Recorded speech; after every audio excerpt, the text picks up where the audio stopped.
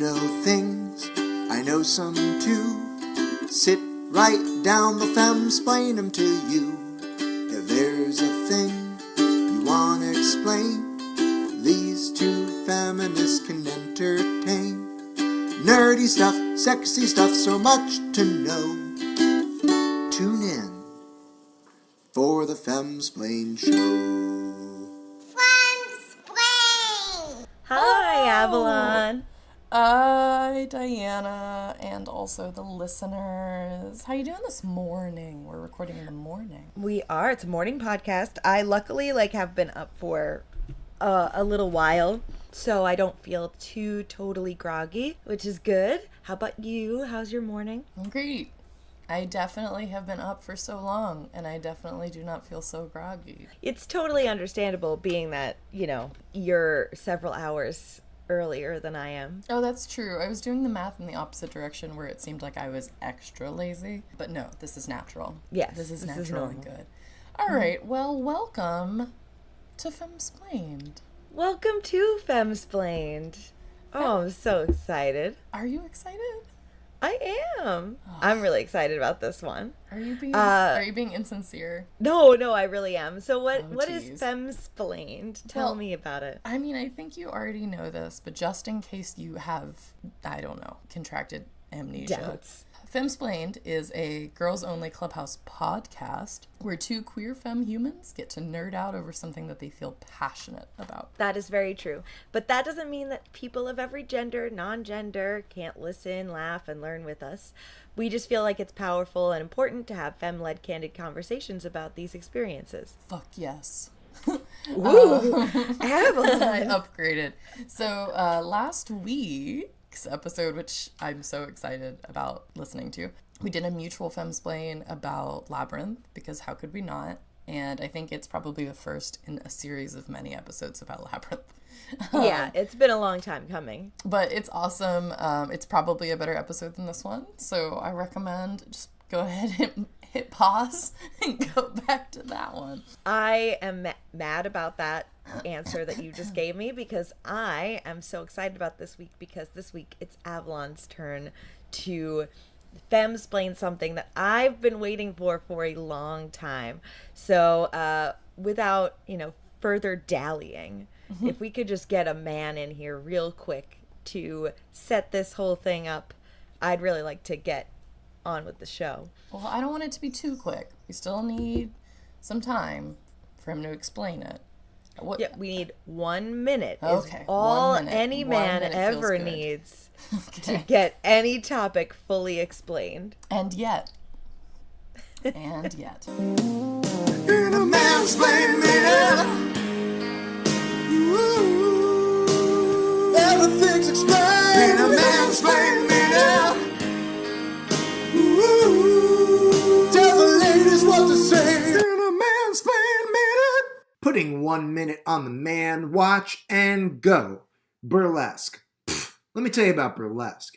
So my buddy says to me, "Hey bro, there's a burlesque show in town. Why don't we go?" And I'm like, "Awesome, man. What's burlesque?" And he's like, dude, it's like girls taking their clothes off, but it's fancy and it's French." And I'm like, "All right, I'm there." And so we go. And the girl on stage takes her top off. So of course I stand up and I yell, "Hey, how about the underpants next, baby?" Next thing I know, I'm being thrown out of the establishment. Turns out, burlesque is like a open quote art form, end quote, aka just a whole nother feminist thing. But let me ask you, what's so feminist about you taking your shirt off? And if you're taking your shirt off, why can't I yell things at you? I don't get it. And that's your mansplain minute. All right. All right, there it was. That was that. That was this and this was that. And now we know our topic is burlesque. And I am not referring to the mid-2000s film starring Christina Aguilera and Cher, which I have never seen. I've never seen that also. I feel like it's probably fine. It's probably fine, but I just don't want to see it. That's also fine. So Avalon, because I don't know that I could actually really succinctly do this. Can you give me a definition of burlesque? Like just describe what it is? Well, what we think of as burlesque nowadays is usually referred to as neo-burlesque, which is this resurgence since the mid-90s of a type of performance art that is some combination of sexy and silly, but is generally conceptualized or storytelling or really elaborate and flashy stripping. Cool. Okay. Awesome. So I guess I've only watched a few burlesque shows in my lifetime, and really only a few. Like I've not really like been to a lot of burlesque shows, kind of surprisingly. That's stupid. Yeah, it kind of is. But you're coming at this from two very unique angles, because you've been doing burlesque shows for how long now? Not long enough that I feel like an authority. Probably two years. Is that all? I feel like I remember. Oh, no? If anything, I'm stretching it. It's probably a year and a half. I remember you taking classes, though, long before that. Yeah, but I didn't really perform with those classes. Okay, but Yeah. you've been, and if I am mistaken, you've been interested in it for a lot longer than that, right?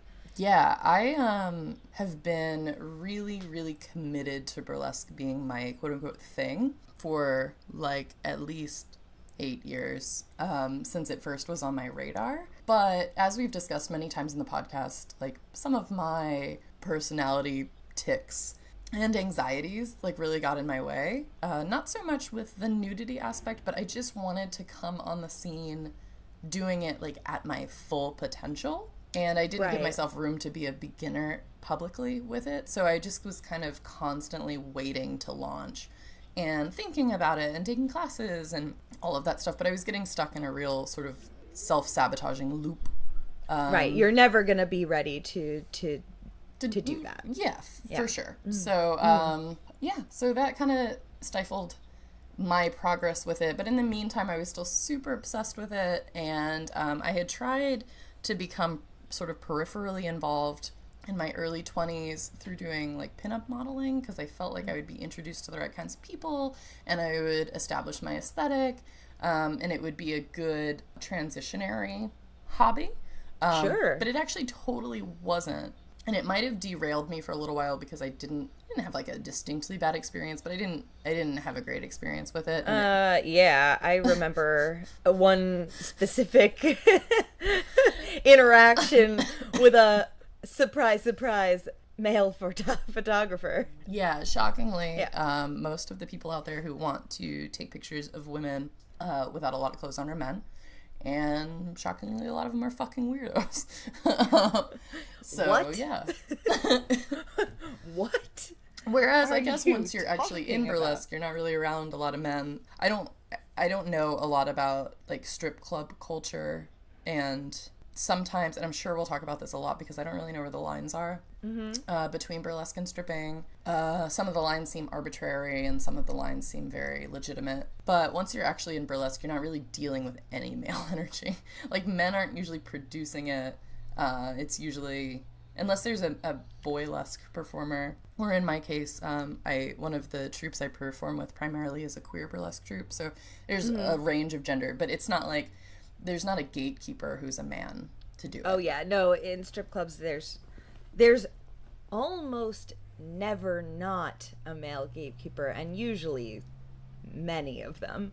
And, you know, obviously the male energy is super there. Yeah. There used to be lots of, not lots of, but there used to be like co-ed strip clubs where you would have boy strippers and lady strippers, you know, working in the same place, and that had a little bit of a different energy, but that's very rare to find now. That'd be nice. Yeah. There should be more of that. Okay, sorry. So I was wondering, because from my understanding, just based on talking to strippers that have been in that game for longer periods of time, you know, going on like the decades type, is that stripping looked a lot more like what burlesque looks like now. Is that something that's true, or do you think that's something that I've heard? Yeah, I mean, my timeline understanding is that burlesque, as we know it, just as like women taking off clothing or being sexy or whatever, used to come at the very tail end of, like, a vaudeville show in, like, the late 1800s, early 1900s. And then it was becoming more and more popular, so it became, like, more and more of the show. But that there were still, like, comedians and jugglers and, like, all that stupid shit. Right. And then Prohibition, like, shut it down. And then, like, post-Prohibition, burlesque didn't come back, but, like, stripping did. Like, Right. so I don't know that they sort of existed at the same time initially. And then I don't think it was until recently as, like, a throwback kind of nostalgic art form that they overlapped. But I think that burlesque originally was, like, early stripping. Yeah. All right, cool. So now, all right, so you're not just a burlesque performer. You are also, like, putting on shows. And I kind of don't know that I understand, like, how that, like, you're picking, like, themes or are you? Yeah, It's that's the, my like, themes and things? favorite. Yeah. Yeah. So I fucking love a theme, as I think most nerds do. So I perform sort of freelance in my town, in addition to the one queer burlesque troupe that I'm in, which means, like, when one of the other troupes or another individual is putting on, like, a one-shot show with a specific theme, you know, maybe I'll apply and do it. And I think that there are a lot of different styles of burlesque, and there are a lot of different, like, types of themes. You know, like, it can be really overtly sexual, it can be kink-centric, it can be, you know, physical comedy. Yeah. You know, it can be more musical where people sing, it can be lip syncing, you know, it can be, like, nostalgia and silly, it can be all kinds of things. So I feel like I have outlets for all of the things that I want to do, except for the thing I want to do the very most, which is do nerd burlesque, and just incorporate, like, fandoms and things like that into performance. And that's not really existing so much where I live. Sometimes, like, there's a show in town that I think is the longest running show, and they perform once a week. And Wow. And I know, Jesus Christ. And it's, like, Sundays starting at, like, 10 p.m. So I've never done it because I can't. That does not work with my lifestyle. Yeah, wow. As a very Monday through Friday person, sadly, because I think they put on a great show. But usually it's just, like, a free-for-all, like, no theme. But every once in a while, it seems like they'll have a theme, and they might have, like, a Disney theme, or, like, I don't know, like, maybe a superhero theme or something. And so that would be an opportunity to do a Nerdlesque number. And of course you could do them at any free-for-all show, but, like, I specifically want, like, fandom-centric events, like, where it's very specific. Yeah. And you know when you come, like, everything you see that night is gonna be, like, a Harry Potter number. Yeah. And, like, that's my jam. So I've been producing, and I guess Francis has been co-producing, even though I feel like I don't want to give him any credit, even though he helps a lot.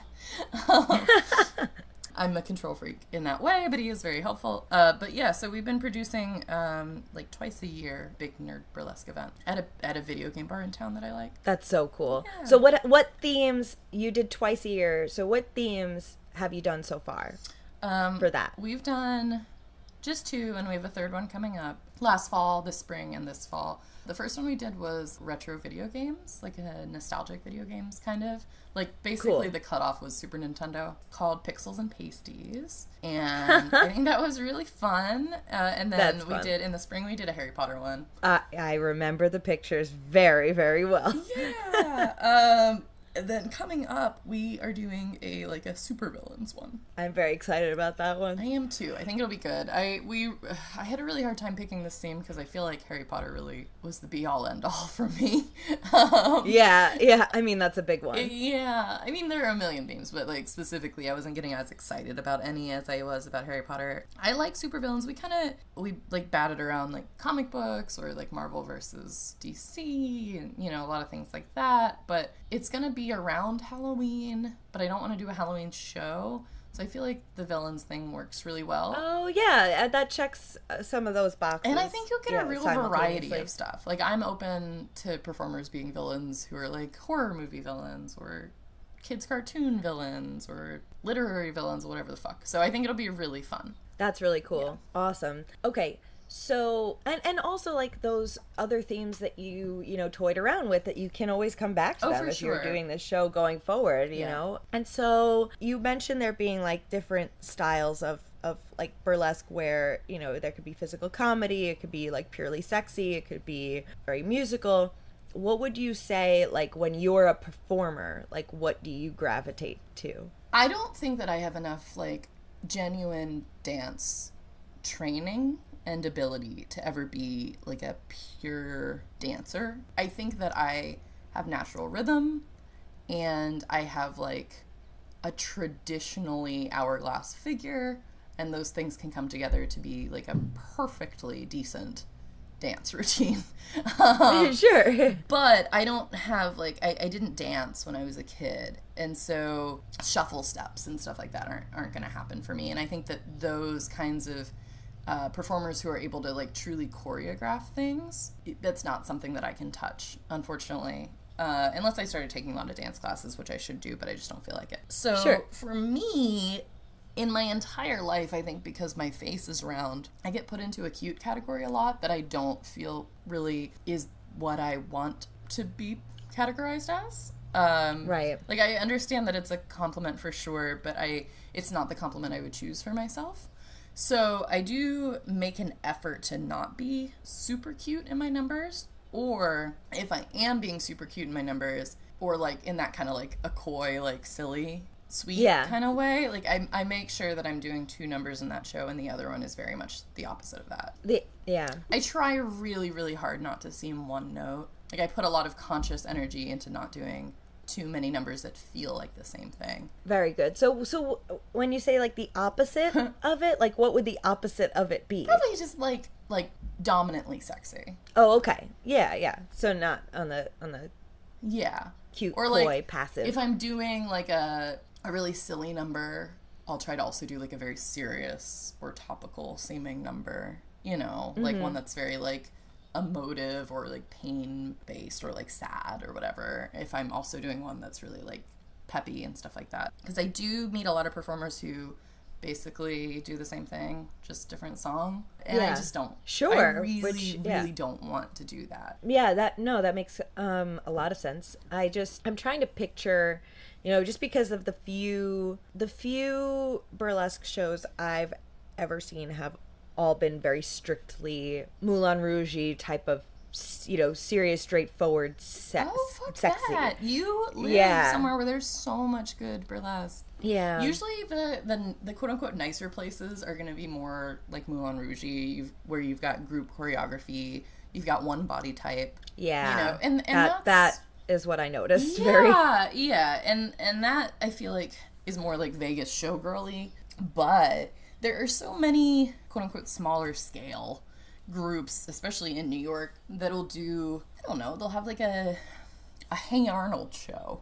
And it's just like men and women and, you know, non-binary people with a lot of different body types who make their own costumes and do their own numbers and like really put a lot of effort into it. And those are the shows that I think are the most fun. Even though those are like also the shows where, like, you're most likely to see someone, like, really suck. Well, sure. But I think that there's something so, like, inherently brave about it that even if you suck, like, it's really easy to cheer for you. It's not like if someone is, like, singing and really eating shit. What? You did not eat shit when you sang. You did an excellent job. But I'm saying, like, if you were to go to, like, a amateur hour of, like, concert or whatever, that could be painful and awkward. But you know. Well, I would argue that that's also brave, Avalon. It's brave, but it's harder to sing. It's harder to like really.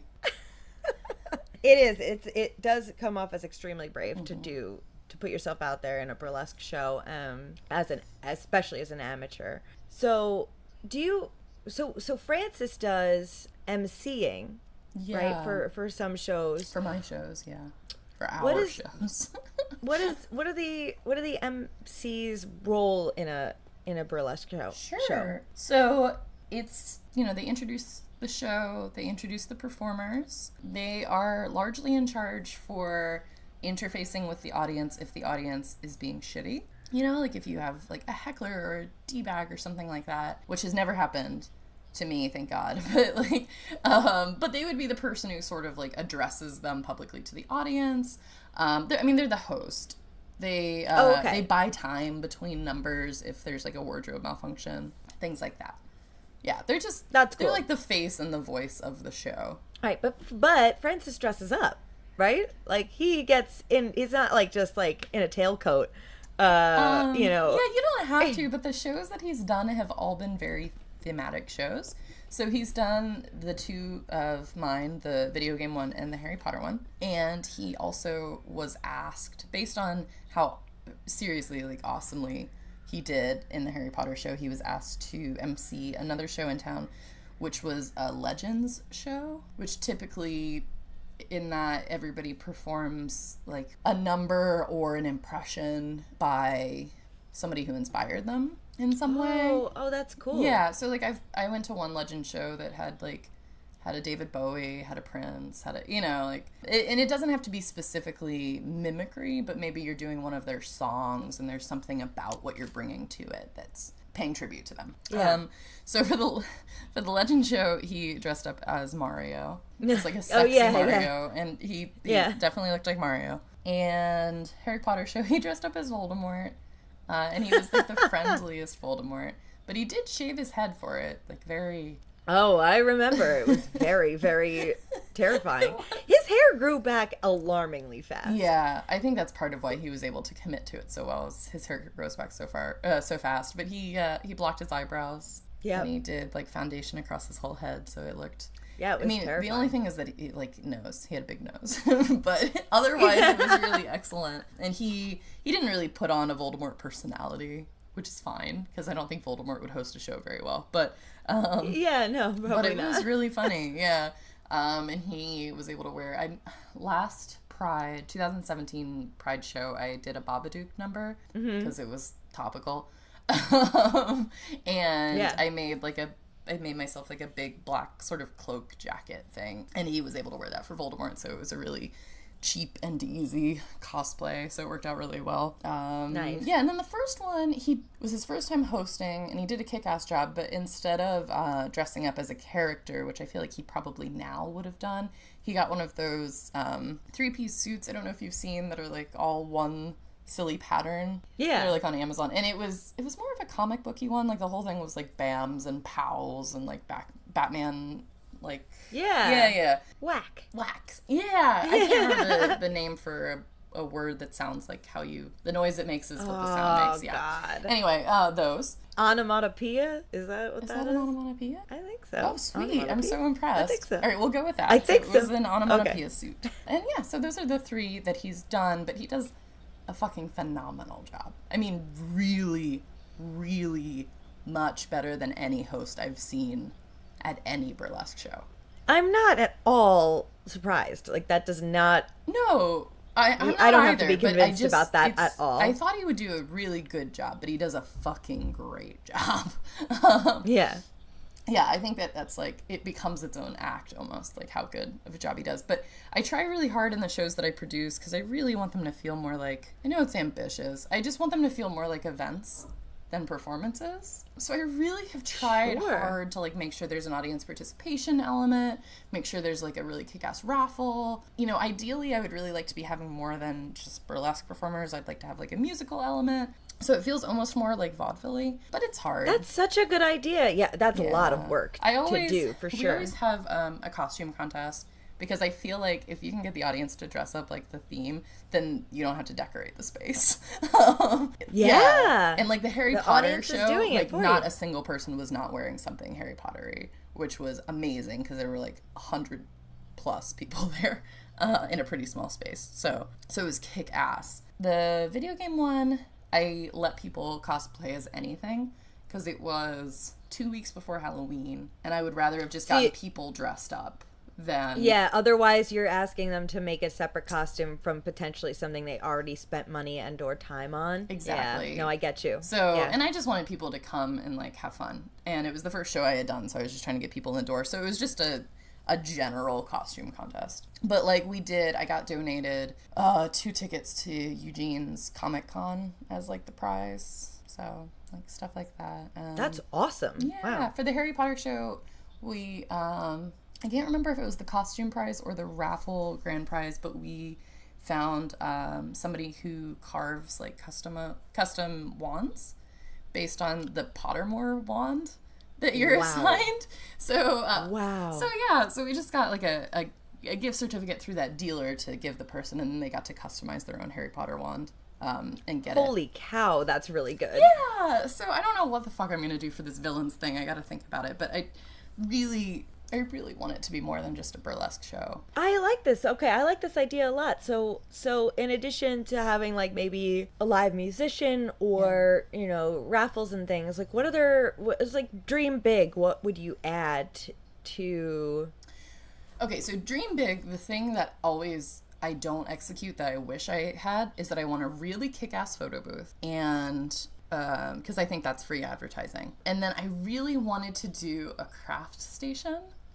So like for Pixels and Pasties, I really wanted to buy like 1 million of those little rubber beads and do that like iron art and like have a guide where people could make their own pixel versions of themselves really easily. And like in intermissions, they could like do it and then pick it up at the end and just have like a little pixel version of themselves, or just have a couple of really easy templates for like Link or Mario or whatever. Because I don't know if you remember doing that as a kid, but it's really quick and easy and it's so cheap. So I really wanted to do that, but it didn't come together. Okay. Mostly because but that's cool. I was producing that one on my own and I wasn't letting anyone help me and I was going nuts. Harry Potter, I would like to have some kind of like ideally I'd like to have something you could take home, and I'd like to have good pictures.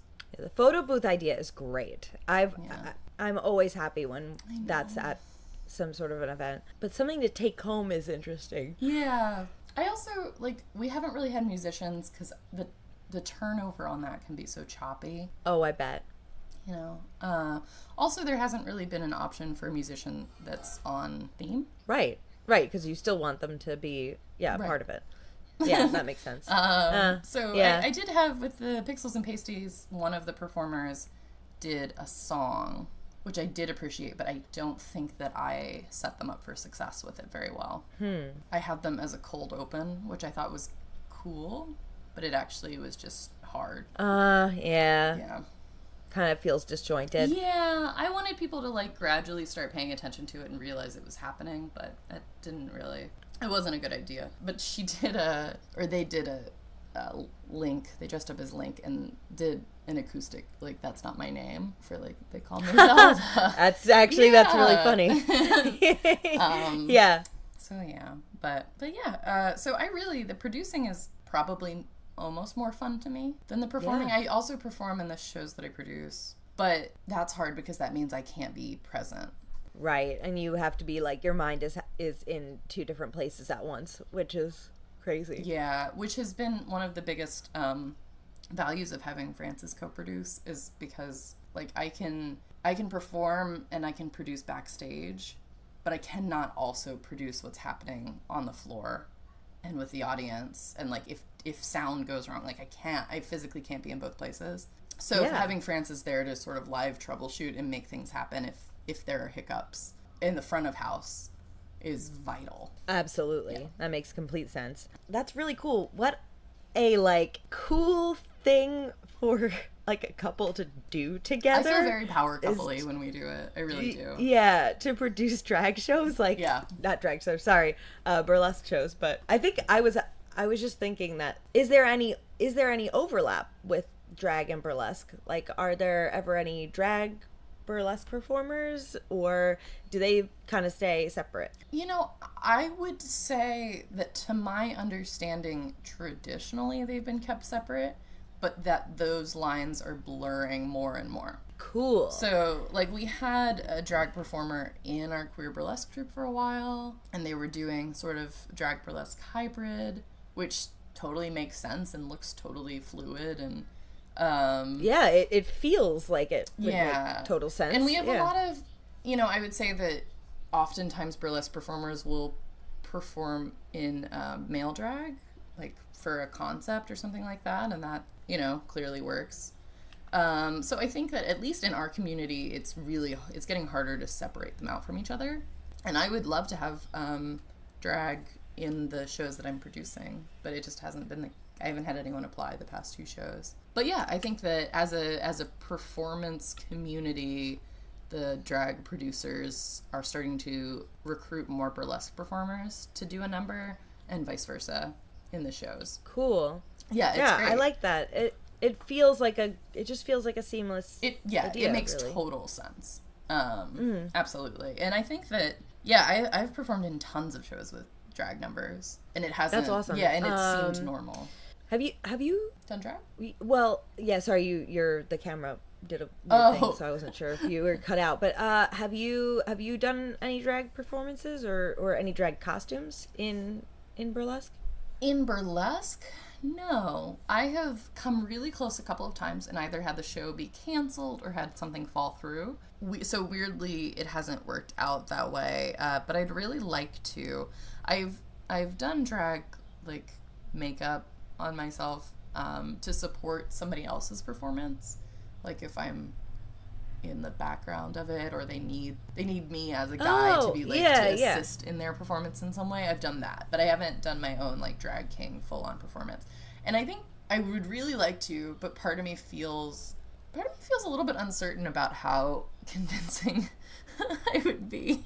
Not just in terms of like having boobs, but specifically in terms of like how to move while I'm dancing. I think I would have to be really, really thoughtful about channeling masculine energy.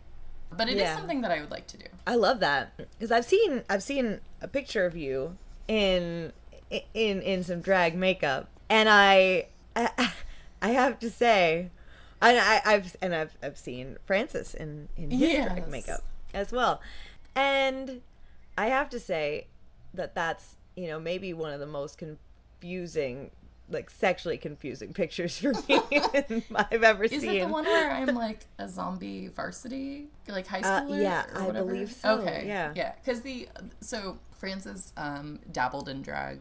I think that it wasn't fully what he needed as a performance art. I think he just needs to do like gender fuck, like queer, whatever. And I think that was telling him that was too sort of abstract. So he tried drag for about a year, pretty solidly. And so one of the numbers that he did was Celine Dion's It's All Coming Back to Me Now. His performance was a narrative in which he, as a woman and a warrior, was living through the zombie apocalypse, and her ex-boyfriend, as a zombie, came back to her now. And it was like a heartfelt story, but she did end up having to slay him. And I was her, like, I got like a varsity jacket from a Goodwill and like a baseball cap, and I was all zombied up and we had a battle. And that was so much fun. And then the second year for that particular show, Francis did the warrior and battled Trump, who I think had not yet been elected. Like, I think it was like the weekend before. So bummer. But anyway, so I had to do Trump drag. And that was really alarming. So I just wanted to confirm that was not the one that you had weird sexual feelings about. No, definitely not that one. No, it's the one of you guys, like, you're either like on a train or a subway or something like that, and you're sitting and you're both in your that was the first show. And that was alarming, in like a good way. Yeah. So I think based on that, I would say that you could do very convincing, but I get what you're talking about with the movement and like the like attitude that you'd have to like, put out. Being a dude is one thing, but being like a fucking like sexy like Magic Mike dude is not something that I've done. So I did, when I was gonna do that, I did actually watch Magic Mike. Yeah. Which actually, I know I'm late to the game. Solid movie. Yeah, sure. Solid movie. Definitely like the opposite of all things that I find sexually attractive in any male-bodied person, for sure. Well, I think that's why I avoided it. Yeah. Yeah. just so everyone knows. Yeah, no, I don't know. My opinion. I really don't fucking know anybody. I mean, maybe it's a reflection of who I hang out with. I don't know any girls that are like, oh, no, muscles. like, I mean, my sister and all her friends, that's... They're down? Yeah, they're down with that. I never have straight girlfriends. Yeah. Anyway. Yeah, but yeah, solid movie. So I that is on my, I guess, to-do list. I got stalled in a big way this year because the venue closed where the queer burlesque troupe performs, and they were kind of my performance anchor because it was a monthly show, and then anything else I did extra was just extra. But without that, I feel like I really haven't performed very much in the last few months. So, but even they normally have a theme. Yeah. Well, I mean, that feels right. It feels like there should be a theme. I agree. So when's your next one that you're performing in? That I'm performing in? Or do you know yet? The next one I'm performing in is actually the next one I'm producing, unless something else comes up. I'd like to do a Halloween show, but I haven't seen any casting calls, so. Oh, so wait. Oh, what I also wanted to ask you. So you're part of like a troupe. Yeah. Okay, so how does that work? Because it's not like each time you're applying to a new thing. Like, you're a part of a pre-existing group, and when they put on a show, like, you're In it. automatically a part of it. You're in it. Yeah. Okay. Yeah, it was audition based, and there's like a meeting once a month where you talk about the next show or the last show or the theme or whatever the fuck. And then when the show is announced, you're sort of assumed you're going to do it unless you say otherwise. And then there is a sort of behind the scenes Facebook group where there's a vetting process in terms of you proposing a couple ideas and people having the opportunity to say, no, I don't feel comfortable with you doing that, or yeah, that sounds great. And then Gotcha. you do it. All right, cool. And I like that troupe a lot because they have like a very strong family and community like experience and feeling that I get from that group of people. And from just things that you've told me, they're also like really, really body positive. They're so really, body really positive and so fucking nice. And they're always just like That's crying with like love. They're always just like, Yeah. when you perform, no matter what you did, you come backstage and people are just crying because they're proud of you. Like, it's so nice. That's so cute. It's really, really sweet. And it really bummed me out that I haven't had that experience while the venue was closed. But it's just solidly good people. That's amazing. Yeah.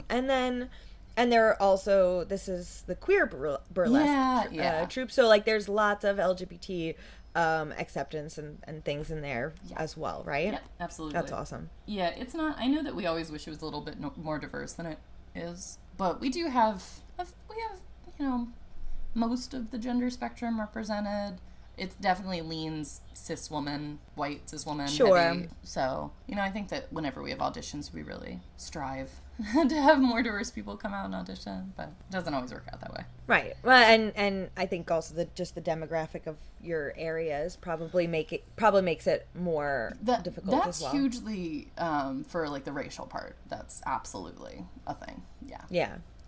I live in a super white town. But all the more reason why we really want to make sure that our advertising for auditions, that we're really doing as much work as we can to try to get people of color to know about the audition. Right, Yeah. because you want them to come down so that they can have that opportunity to be in Yeah. it, because, yeah, that makes sense. And, like, can you tell me, I know I've asked you this before, but can you tell me how you found this? Because, like, that part amazes me. Like, how did you find... Burlesque? Like, all right, general? one thing is, like, taking classes. Oh. But then, like, how do you find, like, just the group or, like, the troupe, or, like, how did you do that? Sure. So, the troupe we found almost immediately when we moved to Eugene because there's a really solid weekly free newspaper that tells you what's going on in town. And one of the events was this queer burlesque show, and the first one we went to, at the end of it, they did an audition call, and Francis said, "This is cool, I want to try drag and do it, and I'm gonna audition." And I said, "Fuck you, burlesque is my dream. This is your first burlesque show, like, what the fuck are you even talking about?" And he auditioned, and because he auditioned, like, I felt like I had to, because I was feeling very, very defensive that he was Columbusing my passion. And I didn't make it all the way in. I made it in as somebody who could do a guest number in the coming months, and then based on that guest number might be offered a spot. And in the meantime, I was offered a position as, like, the person who gathers tips. Oh, cool. Yeah. Right. So I did that, which actually for me and my own sort of, like, stress about it probably was better that I eased into it. Yeah, so I did that for about 6 months before I started performing regularly with them. That's pretty cool. So, like, because you would have put so much pressure on yourself for your first performance, like, straight off the bat. I think I would have called out. Like, I really do. I think I would have been so fucking stressed that I would have made myself ill. Yeah. So, like, just being in the environment, being, like, immersed in it, and being dressed in the, like, attire, but not, like, being front and center of it at first. That's, that makes sense. That's good. And I think that Unveiled has sort of shaped my aesthetic as a performer a lot, because the first thing I showed up to as a tip fairy, I made, like, a showgirl outfit for. And sometimes I feel, like, a little out of place because I'm very, like, heteronormative presenting, especially when my hair was longer, that I sometimes felt like I wasn't, like, reading queer enough for the space, which I think is my own baggage, that whole sort of queer enough thing, but it is a thing. For me.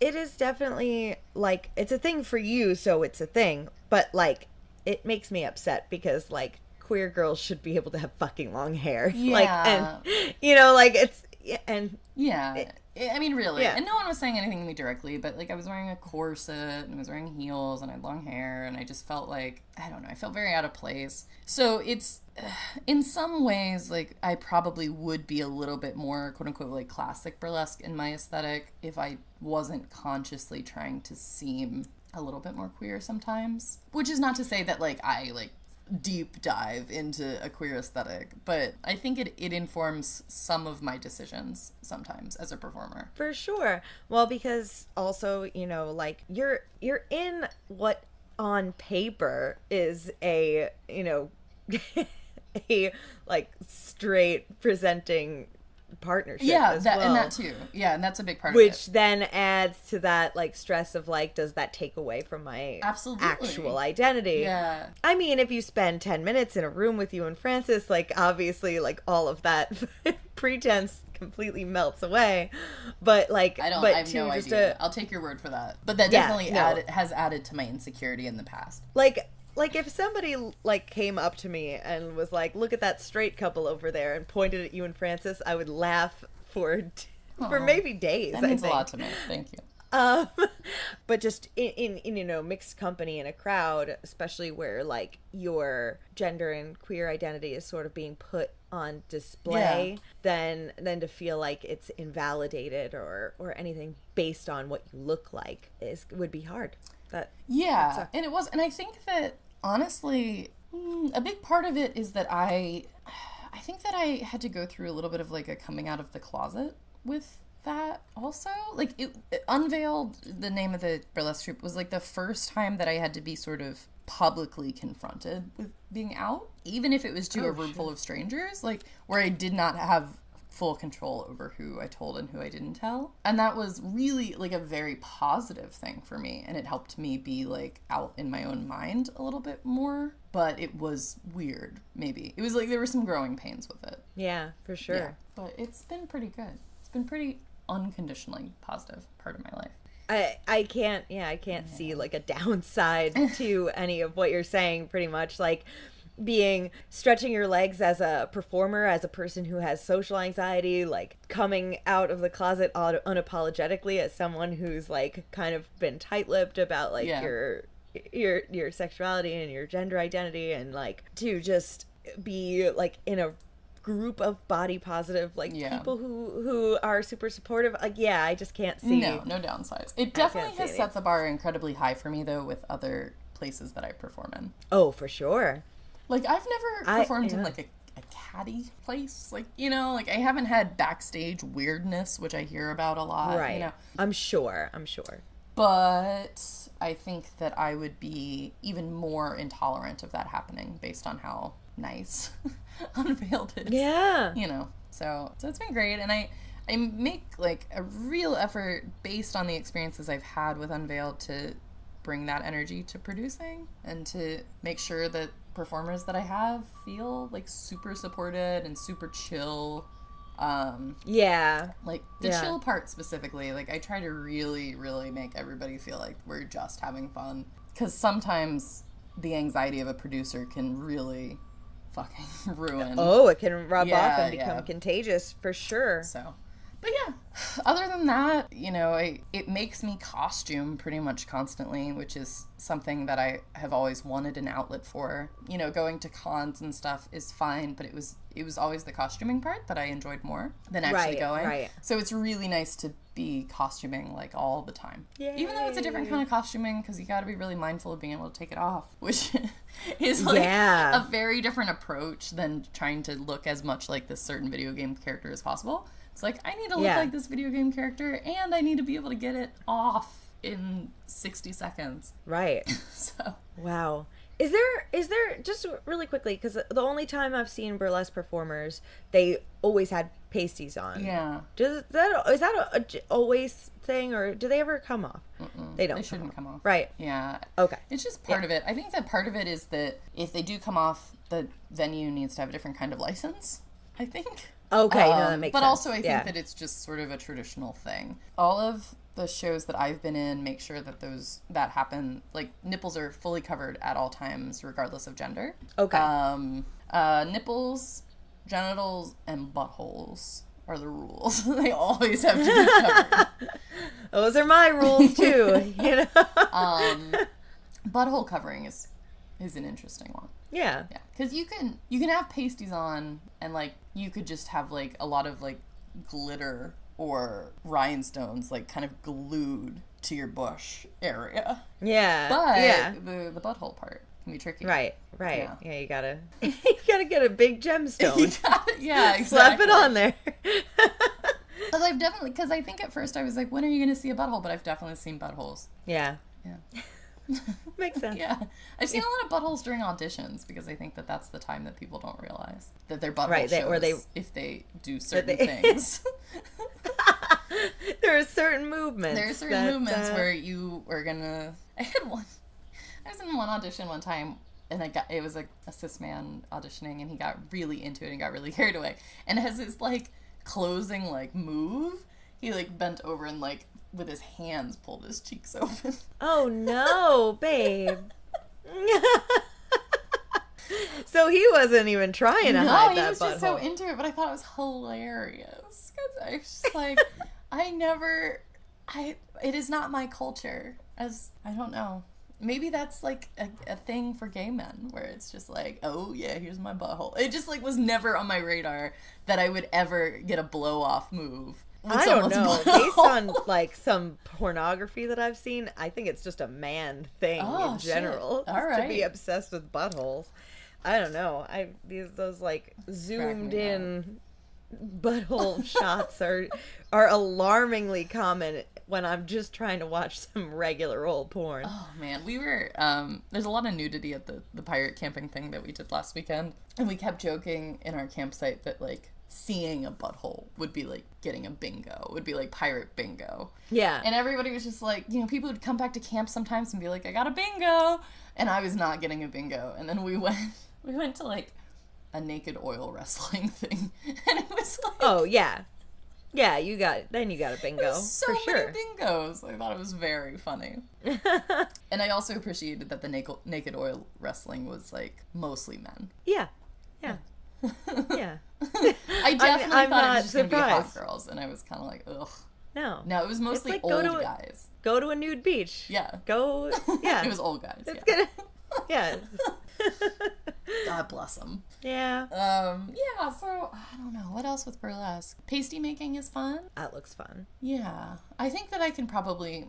I could step up my pasty game a little bit, but it's fun and not too hard. I think the best ones that I ever made, I did... So for my Pixels and Pasties show, I did sort of a play on that traditional, like, half man, half woman face painting. Yeah. But I did Princess Zelda and Chic. Yeah. And I did a lip syncing number where I would like take turns with my, like, just showing half of myself to the audience and switching. I did it to The Boy Is Mine, which was very fun. And the pasties I had for that, like, I had one that was like the Zelda crest, and I had one that was like the Chic, like, eyeball crest. Yeah. thing. And those came out really well. I'm like really proud of them, but I don't know when I'll ever need one Zelda pasty and one Chic pasty. Yeah, it's pretty specific. Yeah. What is your favorite act that you've done so far? So I think that the Harry Potter show, the Bellatrix number that I did was definitely, like, not the most conceptually interesting number I've done, but definitely the best number I've done. Cool. In terms of, like, the energy that I achieved and the dancing and, like, the just sort of success of it was probably the best number I've ever done. I would really prefer to be able to say that one of my best numbers was something that was, like, very creative, though. Like That Boy Is Mine one, which I think is kind of creative. I also really enjoyed, for a Halloween show, I did a PMS number. Yeah. And I had a very big, like, Walmart bag of Cocoa Puffs with, like, marshmallows in it, of cereal. And as sort of like a PMS food, as I sort of mimed this whole thing. And I very, very smoothly was able to reach in, eat some cereal, reach in, seem like I'm eating cereal, but I put fangs in, and then reach in and slip my hand into a werewolf glove. And then it was actually like because the song was like That Time of the Month, and then it like turned into a werewolf number. That's so cool. And like it would vacillate between like, and so I did like a shirt like Hulk rip, and I had glued fur to like my whole body.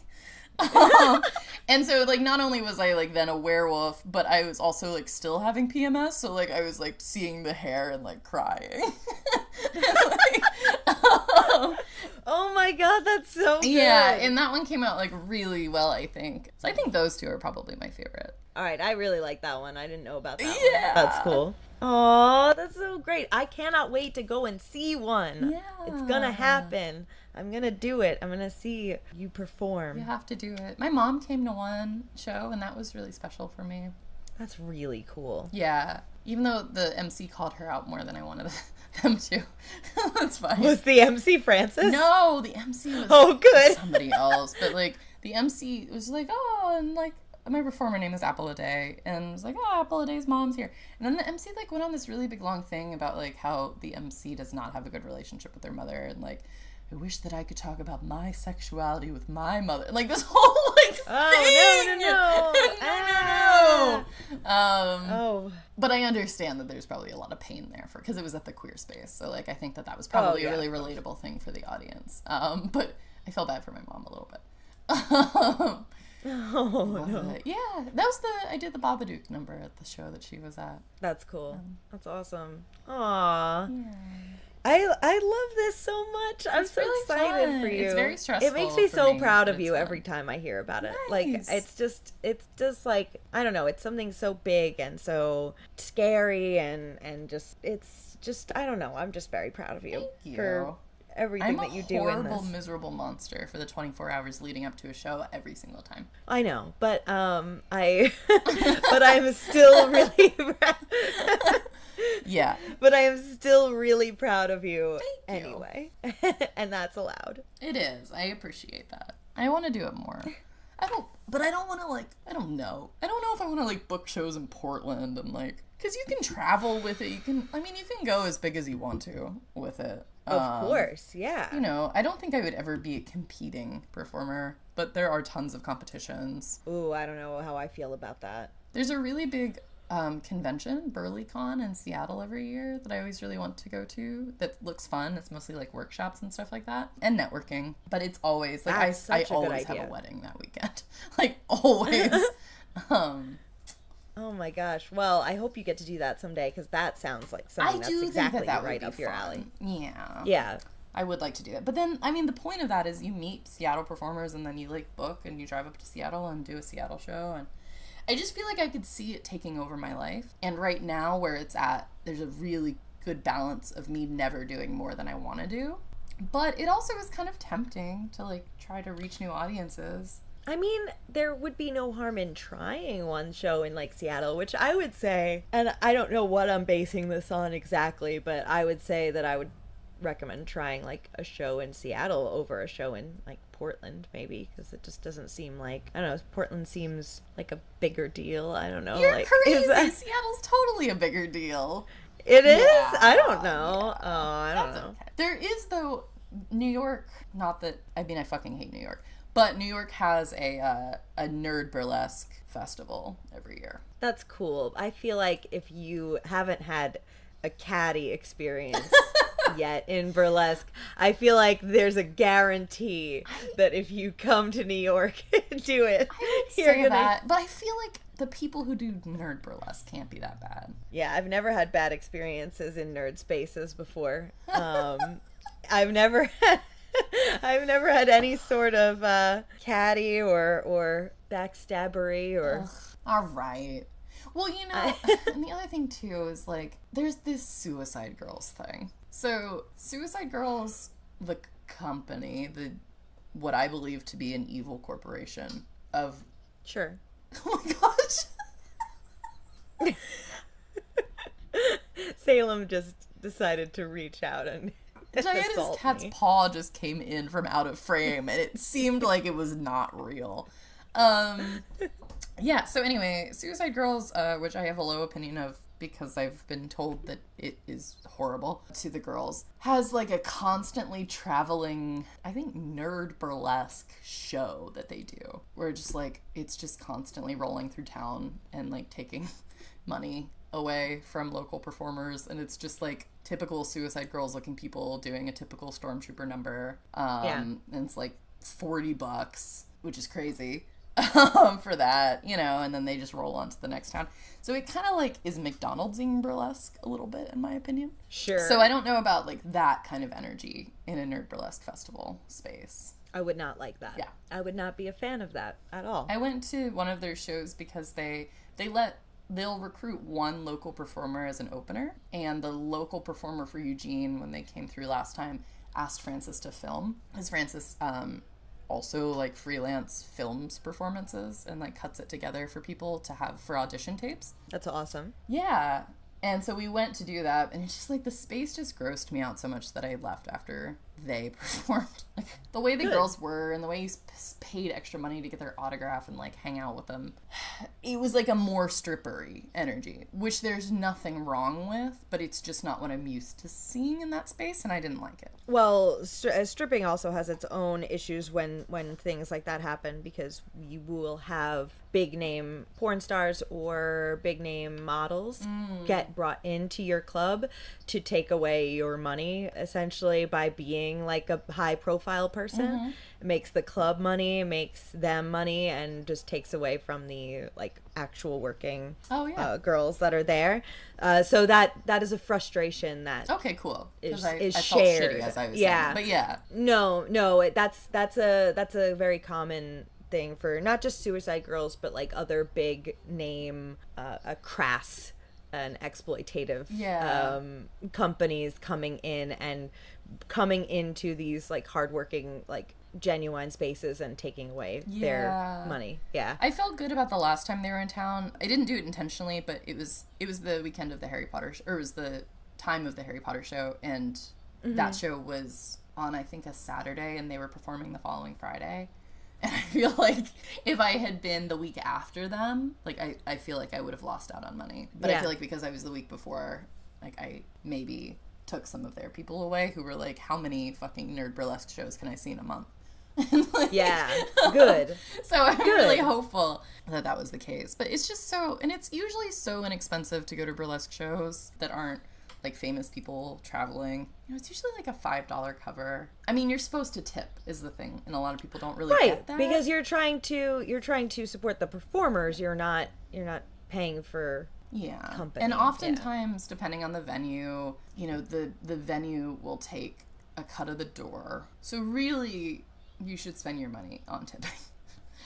Yeah. Because the venue is already getting your money from buying drinks. Yeah. So yeah, but you know, people don't really get it. And sometimes tipping is very inconvenient because there's a very strict hands-off policy. So, you know, and if it's really crowded, like the tip bucket that you're supposed to use is genuinely hard to access. And those spaces don't cater to making change for you in the way that the strip clubs that I've gone to do. Right, like, where that's where like there's an ATM typical. That dispenses only singles, or like an ATM that dispenses only $2 bills if you're in Portland, which is stupid. Wow. But yeah. So anyway, so tip. So tip your performers. Because no matter what, performers are not breaking even on how much money they put into costumes. no matter what. So at least help them sort of kind of try to break even. No one is making money off of burlesque. Yeah, they are doing this out of a love of performance. Yeah. So tip them. Also tip your drag queens too. Oh yeah. Similarly, but drag if queens you're at are a drag better show. about getting the money because it's safe for them to do it. Like, it's part of it that they like come up to you and they're like, give me your $1. Maybe you can put it in my shirt, maybe you put it in my hand. But like drag queens like seek out dollars while they lip sync. Whereas like burlesque performers, if someone approaches you with money, you're immediately like, oh my god, what does he think is about to happen? Because I have a routine that I'm doing that I don't want to be interrupted, and also like I don't consent to being touched. Oh shit. Right. Like it's just like there's this energy of like, if somebody's coming at you with money, which is why there's usually a bucket. Yeah. Oh god, tip your performers. All right. Well, that's it. That's all I have to say. I have more questions. I want to see one. I want to see a performance so bad. That's fair. I know we don't really do homework yet, but anymore so much, but like if I find a show in New York, will you go to it that I want you to go to? Yes. Okay, cool. Yes. I'll do that. Oh yeah, you just point me and I'll go. Sweet. Okay, well, you know, Diana, you can find us in a lot of different places. In the meantime. Where can I find us, Avalon? Oh my god, I'm so glad you asked. I'm dying. You can find us at Femsplained Podcast on Instagram, Femsplained Cast on Twitter, Jesus Christ, Femsplained Podcast on Facebook, and our blog, femsplained.wordpress.com. Wow, that's a lot of places. And please, give us a rate. Give us a subscribe. Put a little blurb. Tell us that you like us so that other people can maybe find us sometime. Share us if you're enjoying this. That'd be real nice. Yeah. Email us if you want to contact us and talk in any kind of a dialogue-y way at femsplainedpodcast@gmail.com. Yay, I love it. And support local burlesque performers. And if you're a dude, don't touch them. Yeah, don't touch them. Don't touch the performers. And if you're a girl, don't touch them. They're the worst. Yeah, because they think the rules don't apply to them. Uh-huh, I know it. I know it well. That's only newly been on my radar. Okay. Oh yeah, no, that's the thing. They will do that and not tip. They will touch you and not pay for it. Don't be jerks, girls. All right, so I have to go to work. I have to run to work right now. I'm sorry. I'm sorry. Where are you going after this? I have 2 hours and then I have to go to work. Okay. Well, I'll talk to you soon. Okay. Bye. All right. Bye.